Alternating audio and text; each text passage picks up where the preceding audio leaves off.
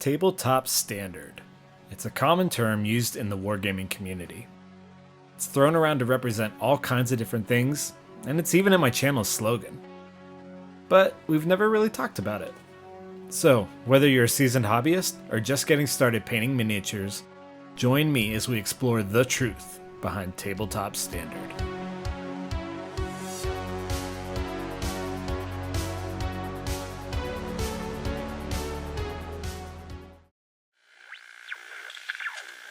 The model. One of the benefits of using Vallejo paints is you can apply this directly to the model and you don't even need a brush. A few years ago, I made this silly video of how to pro paint a British infantryman. The paint was applied about as equally thick as the sarcasm was, and the video quickly climbed to one of my most viewed on the channel. Most people understood that it was a joke, but I also couldn't help but notice something. I mean, I literally spent 5 minutes painting this guy. And though it's certainly not anything I'd put on the table unironically, in my opinion, it's much better looking than the gray plastic version would have been. And it certainly would pass for Tabletop Standard. Just please don't look too close. But what is Tabletop Standard? Well, after spending countless nights reading the ancient hobby scrolls, I found that there really isn't a hard definition. I always supposed that it was a formula. For me, it was base coat, wash, highlight, quick finish on the base. But what I found in my years in the hobby is that it is much more helpful as a mindset rather than a guideline. You may have heard of another term, the 3-foot rule.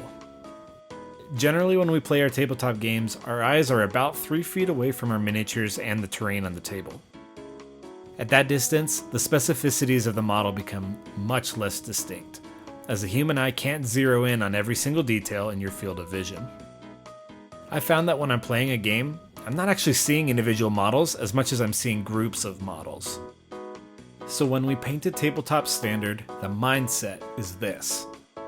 How will my miniature look when it is on the table, either in groups or in squads with other miniatures? Will making sure every single tiny detail is intricately highlighted and shaded even be noticeable during a game?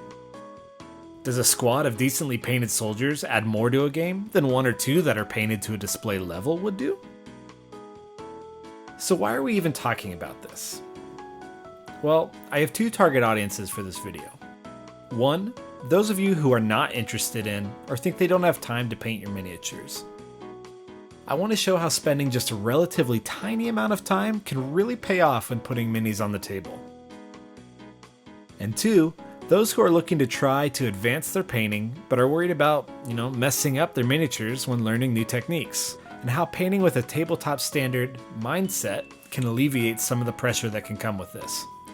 So, after that long-winded intro, let's dive in.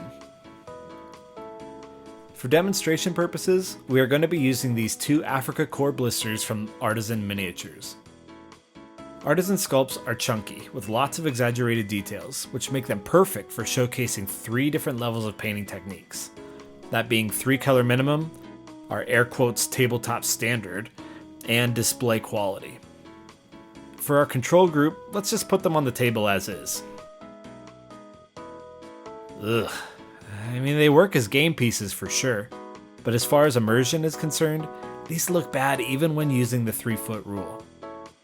And bare plastic miniatures aren't really any better.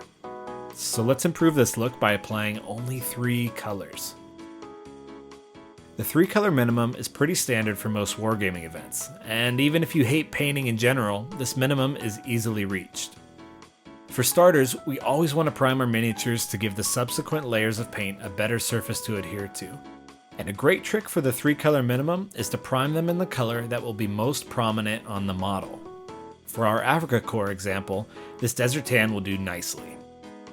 Desert tan is a perfectly acceptable color for DAC uniforms, especially for Tabletop Standard. In my opinion, the next important color is a flesh tone. This will change the appearance of your mini from that of an army man to that of a proper miniature. For the 3rd color, let's paint the firearms black to make them stand out against the rest of the figure.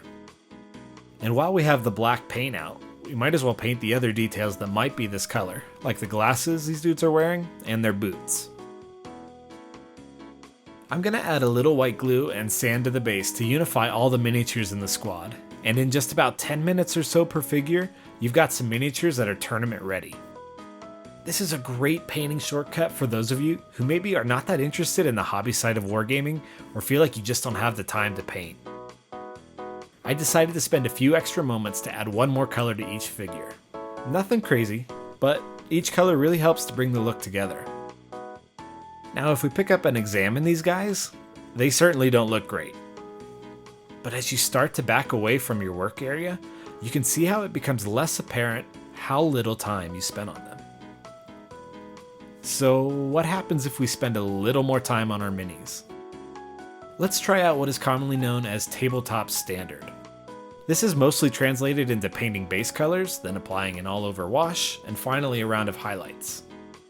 Though as we've discussed, I see it as more of a mindset rather than any type of standard.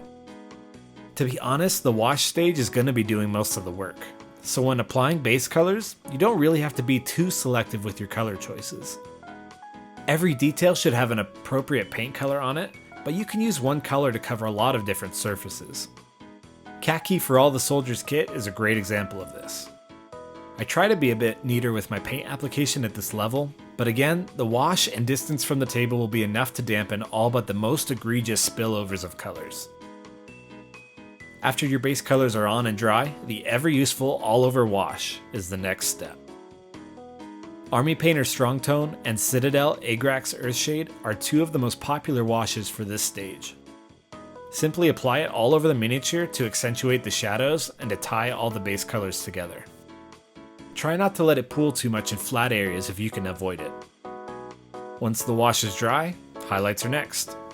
At this level you can just use a similar color to the base color, but in a lighter shade, though mixing some off-white into your base color will also create a good highlight tone. If you're really aiming for speed, a light tan color like Vallejo Iraqi Sand or AK Light Earth works pretty well as a highlight over almost any color, and you can dry brush it on for a speedy finish. Again, I base the miniatures with sand, and in about an hour or so per miniature, you end up with something like this. In my opinion, having a shadow and highlight tone on your model really improves the look of the miniature, both up close and when viewed on the tabletop. And while painting to this level will take a bit more time, the all-over wash is actually quite forgiving and is attainable by even brand new hobbyists. If you're looking to put some time into your army, or are looking to upgrade your 3-color minimum soldiers, I'd really encourage you to give this a go.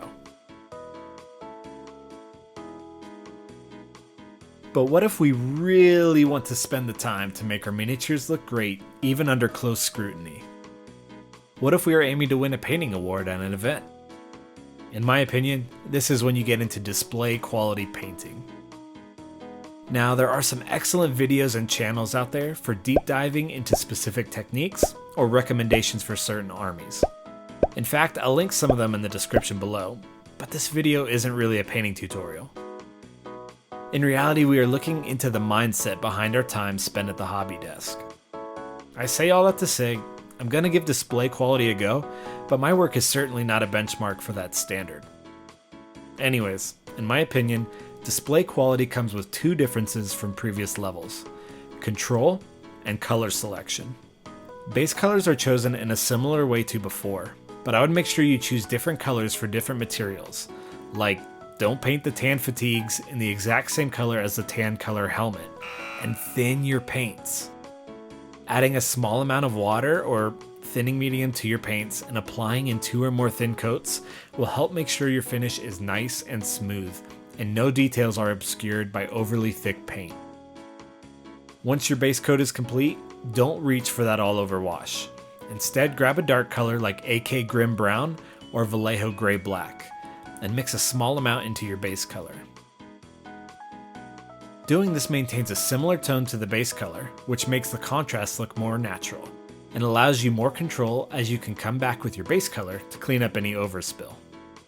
An all-over wash will slightly change the tone of the colors, making fixing mistakes after the wash is applied a little more difficult to pull off. I paint the shadow tone into creases of the jacket, around details like the breast pockets, and anywhere that light wouldn't reach well, like the underarms. Again, keep this layer thin and build up the colors where you want the shadows heavier. Once our shadows are done, we do the reverse by adding a color like buff to the base color.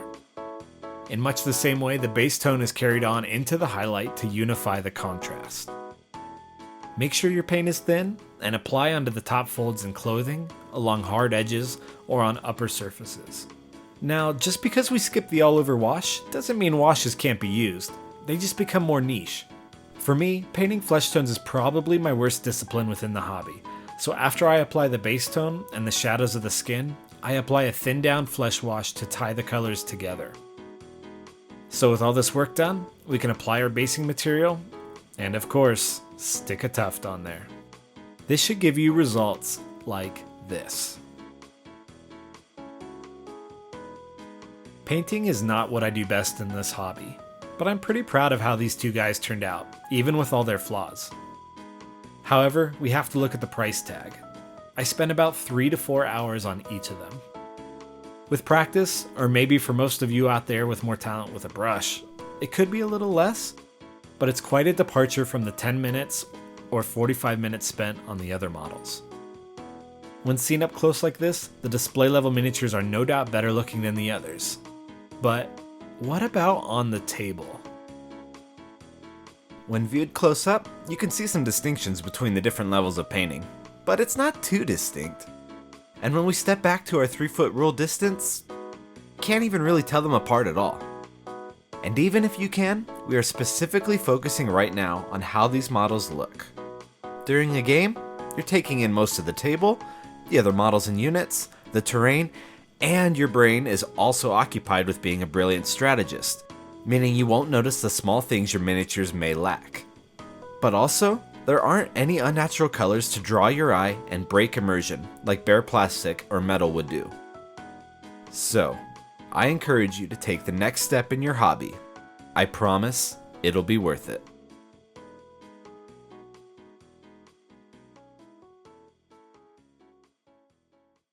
You just want to keep going. You just be yourself. Okay, yeah, sorry. All these